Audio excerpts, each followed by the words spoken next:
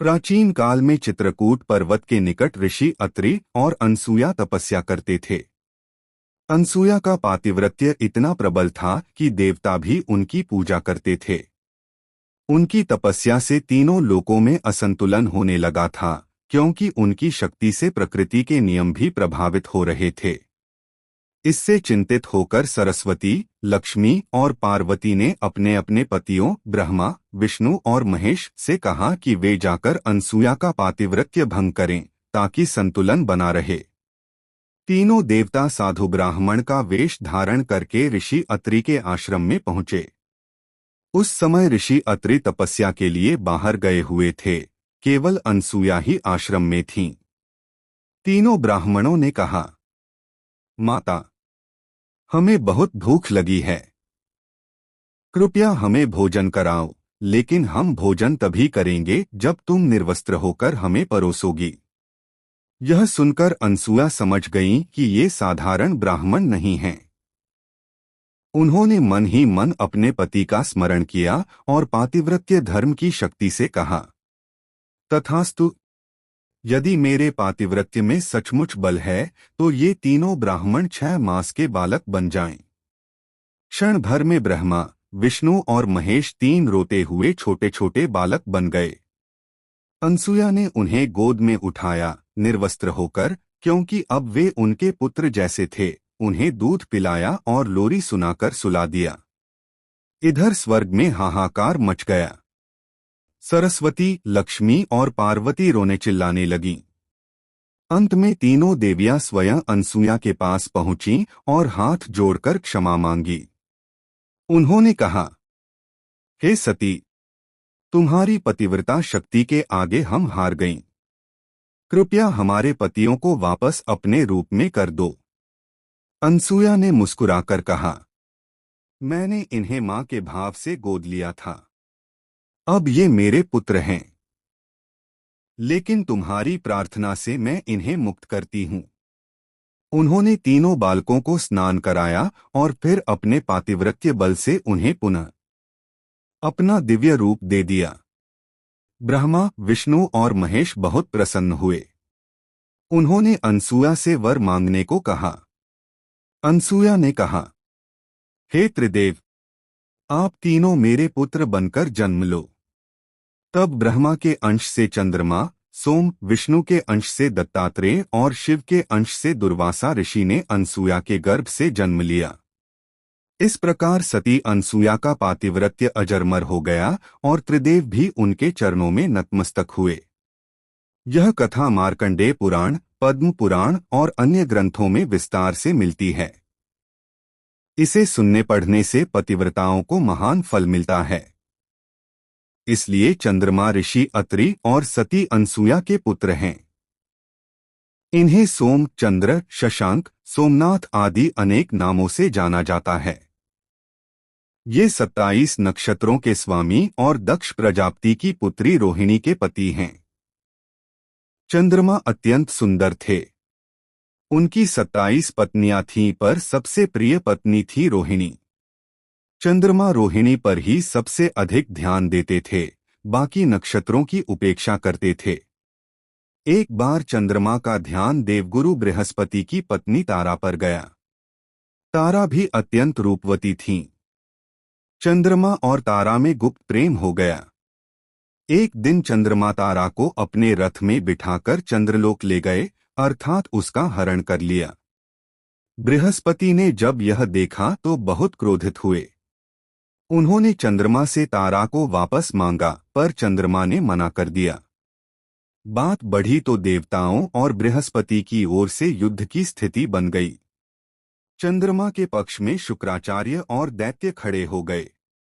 अंत में ब्रह्मा जी स्वयं बीच में आए और उन्होंने चंद्रमा को डांटकर तारा को वापस बृहस्पति के पास भेज दिया।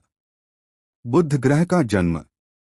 जब तारा बृहस्पति के पास वापस लौटीं, तब वे गर्भवती थीं। बृहस्पति ने क्रोध में कहा, इस गर्भ को अभी त्याग दो, यह मेरा नहीं है। तारा ने बहुत समझाया, चुप रहीं, पर जब गर्भ बहुत बढ़ गया तो बृहस्पति ने मंत्रबल से ही गर्भ को बाहर निकालने का आदेश दिया।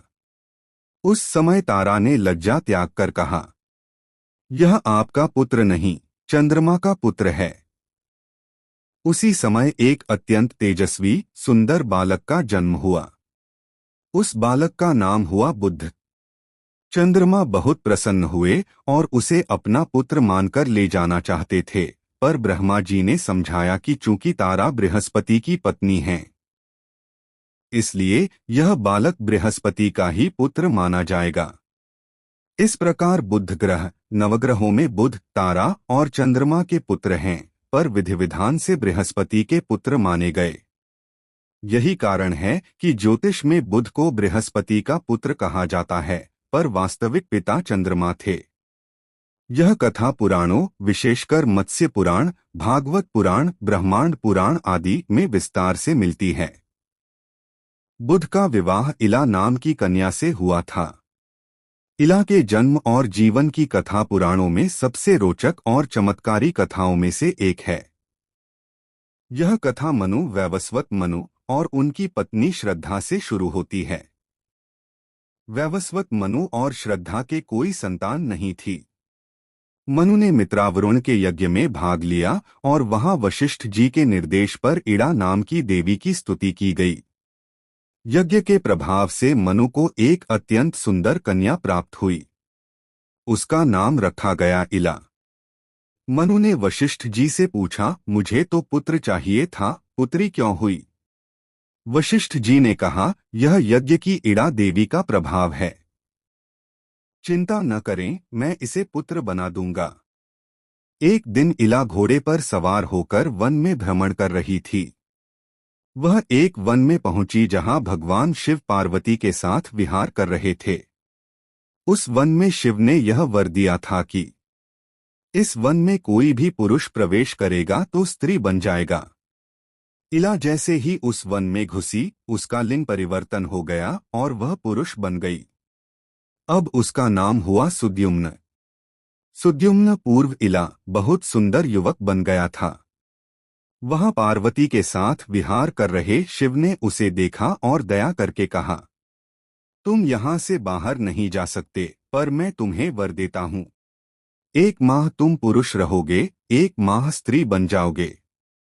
इस प्रकार तुम्हारा जीवन चलेगा। बुध से प्रेम और विवाह। जब इला स्त्री रूप में थी, उसी समय बुध, चंद्रमा पुत्र, वन में तपस्या कर रहे थे। बुध ने इला को देखा और मोहित हो गए। दोनों में प्रेम हो गया और विवाह हो गया। इला बुध से एक पुत्र उत्पन्न हुआ जिसका नाम था पुरुरवा। यही पुरुरवा आगे चलकर उर्वशी का पति बना और चंद्रवंशी कुल का आदि पुरुष हुआ। इला अपने पुत्र पुरुरवा को लेकर बहुत दुखी थी। उसने वशिष्ठ जी से प्रार्थना की। वशिष्ठ जी ने भगवान शिव की स्तुति की और शिव ने प्रसन्न होकर सुद्युम्न को स्थायी रूप से पुरुष बना दिया। इसके बाद सुद्युम्न राजा बना और उसने बहुत बड़ा राज्य चलाया। उसके वंश को ऐल वंश या चंद्रवंश कहा गया। पुरुरवा चंद्रवंश के आदि पुरुष थे। यह कथा भागवत पुराण स्कंध 9 अध्याय 1, मत्स्य पुराण, पद्म पुराण, रामायण, बालकांड आदि में विस्तार से मिलती है। भागवत पुराण, महाभारत, विष्णु पुराण, कालिदास के विक्रमोर्वशीयम नाटक आदि में वर्णित। पुरुरवा चंद्रवंश का पहला राजा था। बुध और इला का पुत्र, अत्यंत रूपवान, बलवान और धर्मात्मा। उसका राज्य इलापुर, बाद में प्रयागराज के निकट था। यदि कहानी आपको अच्छी लग रही हो तो कृपया वीडियो को लाइक करें और चैनल को सब्सक्राइब करना न भूलें। एक बार स्वर्ग में एक महोत्सव हो रहा था। वहां मेनका, रंभा, उर्वशी आदि अप्सराएं नृत्य कर रही थीं। उर्वशी उस समय विश्व की सबसे सुंदर स्त्री मानी जाती थी। उसी समय दैत्यराज केशी ने उर्वशी का हरण कर लिया और स्वर्ग से भागने लगा। स्वर्ग में हाहाकार मच गया। उस समय पृथ्वी पर पुरुरवा घोड़े पर भ्रमण कर रहे थे। उन्होंने उर्वशी की चीख सुनी। पुरुरवा ने तुरंत धनुष उठाया और दैत्य का पीछा किया। घोर युद्ध हुआ। पुरुरवा ने दैत्य को मार गिराया और उर्वशी को मुक्त कर स्वर्ग पहुंचा दिया। उर्वशी पुरुरवा के रूप, बल और शौर्य पर मोहित हो गई। इंद्र ने भी पुरुरवा को बहुत सम्मान दिया और कहा, वर मांगो। पुरुरवा ने कहा, मुझे कुछ नहीं चाहिए। पर उर्वशी ने मन ही मन पुरुरवा को पति बनाने का संकल्प कर लिया। उर्वशी ने इंद्र से कहा, मैं पृथ्वी पर पुरुरवा के पास जाना चाहती हूँ। इंद्र ने हंसकर अनुमति दे दी। उर्वशी पृथ्वी पर आईं और पुरुरवा से गंधर्व विवाह कर लिया।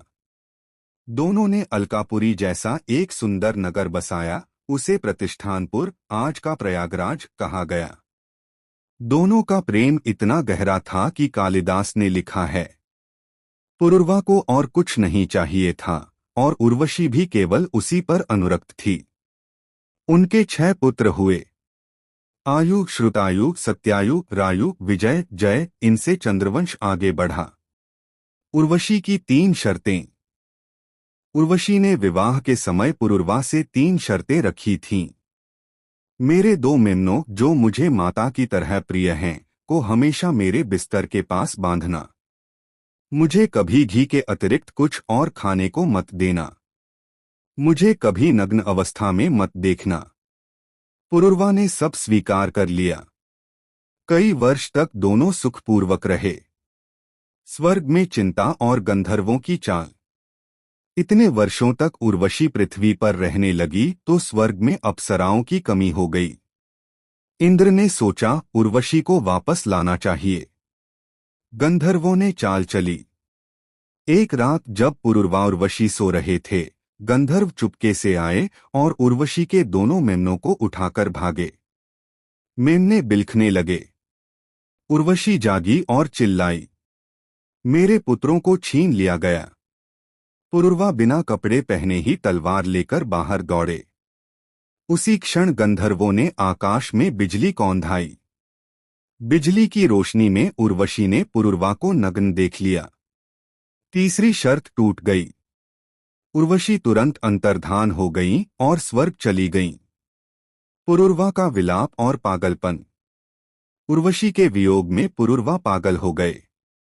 वे नंगे ही वनों में भटकने लगे, उर्वशी उर्वशी पुकारते हुए। कालिदास ने इस दृश्य को बहुत मार्मिक लिखा है। वे कुरुक्षेत्र तक पहुंचे। वहां एक सरोवर में उर्वशी अन्य अप्सराओं के साथ जलक्रीड़ा कर रही थीं। पुरुरवा ने देखा और दौड़े।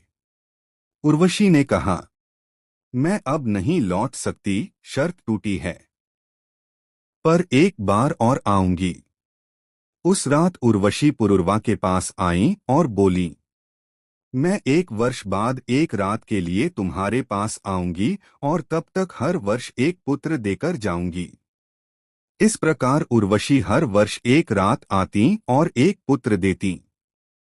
6 पुत्र हो गए। अंतिम मिलन और वियोग। जब 6ठा पुत्र हुआ, उर्वशी ने कहा, इंद्र ने मुझे हमेशा के लिए स्वर्ग बुला लिया है। अब मैं नहीं आ सकूंगी। पुरुरवा फिर पागल हो गए। इस बार गंधर्वों ने दया की और पुरुरवा को एक अग्निरत्न या कुछ कथाओं में एक मणि दी। उसकी सहायता से पुरुरवा ने त्रेता अग्नि उत्पन्न की और गंधर्वलोक जा सके। वहां उन्होंने उर्वशी को देखा, पर अब उर्वशी हमेशा के लिए स्वर्ग में ही रहने लगी। कथा का अंत। पुरुरवा पृथ्वी पर लौटे और अपना राज्य चलाते रहे। उनके बाद उनका पुत्र आयु राजा बना। यही चंद्रवंश आगे चलकर यादव, कौरव, पांडव आदि बना। पुरुरवा उर्वशी की यह प्रेम कथा भारतीय साहित्य की प्रथम पूर्ण प्रेम कथा मानी जाती है। कालिदास ने इसी पर विक्रमोर्वशीयम नाटक लिखा। यह प्रेम, विरह और नश्वर मानव तथा अमरअप्सरा के बीच की दूरी की कथा है। इसे सुनने से प्रेम की गहराई और विरह की पीड़ा दोनों का बोध होता है। अगले अंक में आपसे महाराज आयु के विवाह की कहानी सुनेंगे, जो दशानन रावण की बेटी नहुषा से कर वीर प्रतापी नहुष के पिता बने और फिर उनसे राजा ययाति का जन्म हुआ। दोस्तों, यह कथा यदि आपके हृदय को छू गई हो तो हिमालय टेल्स को सब्सक्राइब करें। आपके सहयोग से हम सनातन की कथाओं को दुनिया तक पहुंचा पाएंगे। धन्यवाद। जय श्री हरि।